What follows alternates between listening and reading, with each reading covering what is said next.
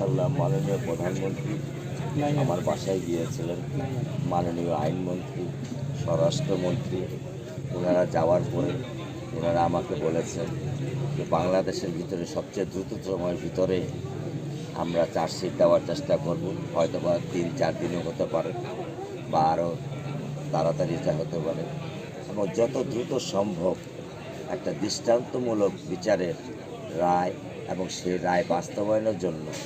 মাননীয় প্রধানমন্ত্রী আমাকে আশ্বস্ত করে এসেছেন। তো আমি একজন মাননীয় প্রধানমন্ত্রী না, উনি আমাকে যে বলেছেন যে আমি একজন মেয়ের বাবা হিসাবে এবং একজন বড় ভাই হিসাবে আমি এখানে এসেছি। তো ওনার যে ভালোবাসা, ওনার যে চোখের কান্না, আকুতি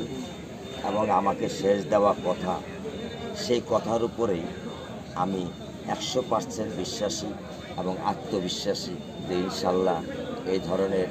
যে আমার মেয়ের বিচার, সুষ্ঠু বিচার খুব দ্রুততার সাথে পাব, এবং যাতে ভবিষ্যতে এই ধরনের ন্যাক্কারজনক ঘটনা না ঘটে তার ব্যবস্থাও উনি নেবেন। উনি আমাকে এই কথা বলে আমাকে আশ্বস্ত করেছেন। দর্শক, আমরা জানতে চাইব এই আসনে যিনি সংসদ সদস্য 3 দিন আগে গত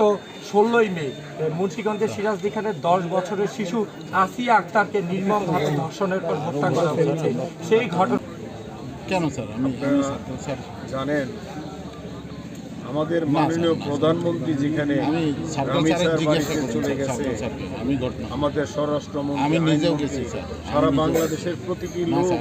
আজকে আনিশার জন্য বেঁচে, আমি তো ওখানে আমারও সবারই মেয়ে আছে। মা জাতি এইভাবে একটি নির্মমভাবে একটি অবশ শিশুকে যারা